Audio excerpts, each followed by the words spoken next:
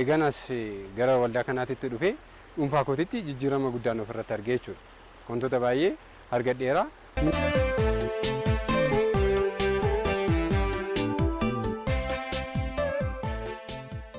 Otoo waldaan kun hin gurmaa'in duratti namoonni mana isaanii keessa liishoo godhachuudhaaf daandii cabee manneen isaanii fuuldura jiru hojjetachuudhaaf bakkee fagoo deemanii jechaadha. Dhakaa albuuda kana kan daandii ittiin suphatan, kan mana isaanii ittiin hojjetatan, kan waan garaagaraa ittiin hojjetan iddoo fagoo deemanii jechaadha kan isaan bitatan. Erga waldaan kun iddoo kanatti gurmaa'ee garuu maallaqa salphaadhaan haala salphaadhaan iddoo kana bitatanii hawaasni bal'aan itti fayyadamaa ta'eera jechuudha.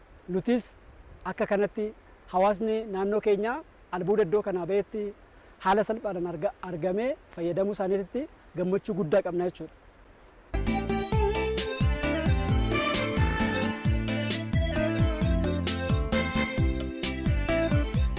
Albuudaatiin nu kenne asii dhagaa bu'uuraa, dhagaa hardikoorii, dhagaa gimbaataadhaa, salleetti magaalaa kanasumaa magaalaa qopheessina jechaadha.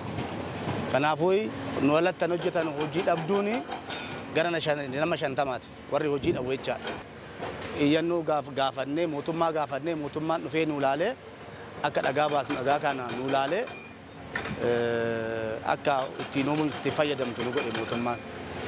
Hojiin bareedaa kiraay maashinii sa'aatii takkatti 3,000 kaffala. Sa'aatii tokkotti maashinii kana.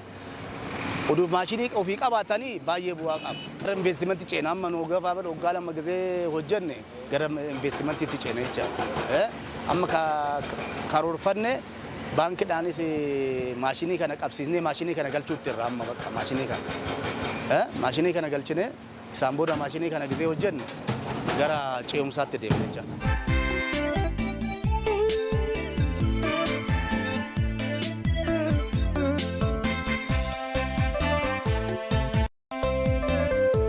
Waldaa dhiyeessiidhaan jalqabneyyuu goota lama ifa dhiyeessiidhaan hojjenne booda qarshii achitti qusanneerra amma immoo maashina keenya bitanne gaafa duraa xiqqitee sana binneyyuu ifa immoo jijjiirre kana guddaa kana bitanne.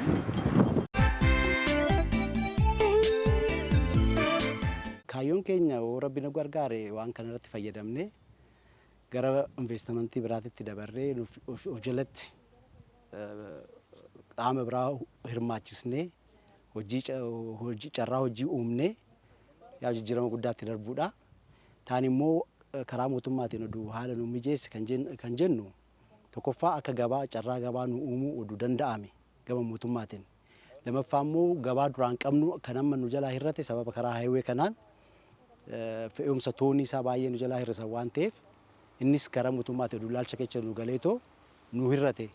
Gama biraatiin immoo konkolaattonni kan nurraa baay'inaan hafe sababa antini kanaan sababa kaffaltii kottee kanaan jechaadha. Kaffaltii kotteen konkolaataan tokko asii fe'ee haga Finfinnee galutti bakka 5tti kaffalee jechaadha karaa Aroogeetiin deeme.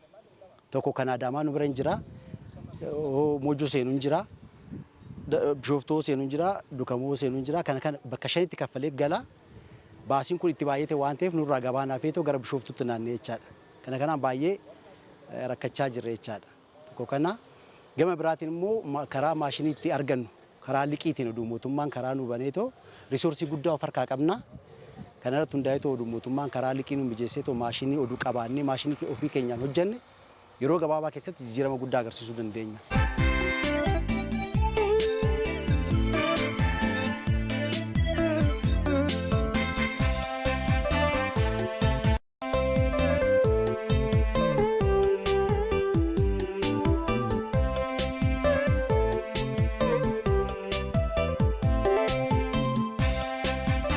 Namni kamuu dadhabee nuffee otoo hin taane bu'ee bahee argachuun barbaachisaa waan ta'eef yoo bu'ee bahee immoo yoo xaare immoo biyya isaas hawaasa isaas hin tajaajila jijjiirama hin fidaa jechuudha. Buuda kana irraa finne biyyoo isaa asumatti deebisnee raawwanneet misoomsinee biqiltuu irratti dhaabna.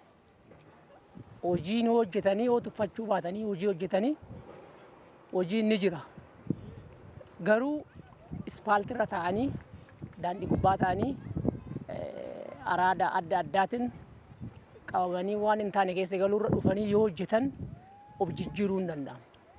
hojjette of jijjiiruu hin dandeessa. Kanoo nuti amma hojjenneet ofirra dabarree maatii keenya barsiisaa jirra. Hojiin albuudaa dinagdee biyyaa guddisuu keessatti gahee guddaadha kan qabu. Akka magaalaa keenyattis gosoota albuudaa lamatu kan jiru. Innis albuuda ijaarsaa galtee ijaarsawwan adda addaatiif kan ooluu fi albuuda industirii immoo galteewwan industiriitiif kan oolu kan bal'inaan akka magaalaa keenyatti jiru. Kaayyoon misooma albuudaa inni guddaas fayyadamummaa dargaggootaa fi hawaasa bal'aa haqa qabeessa ta'e mirkaneessuudha. Kana waliinis walqabatee waliigalaan hojii misooma albuudaa kanarratti dhaabbilee fi waldaalee gara 48tu kan yeroo ammaa hojjechaa kan jiru. Kana keessatti immoo waldaaleen 36 ol ta'an dargaggootaa fi qonnaan bulaa dubartoota bal'inaan kan irratti hojjechaa kan jiran jechuudha.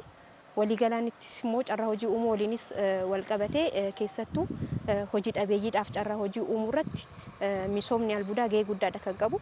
Kana keessattis dhaabbiidhaan gara dargaggoota 3,200 ol ta'an hojii misooma albuudaa kanarratti kan hojjechaa jiranii fi dabalataan immoo yeroo fi qacarriidhaanis dhaabbilee jalattis darbees immoo waldaalee aadaadhaan gurmaa'an jalattis warri carraan hojii uumameef bal'aatu kan jiru jechuudha.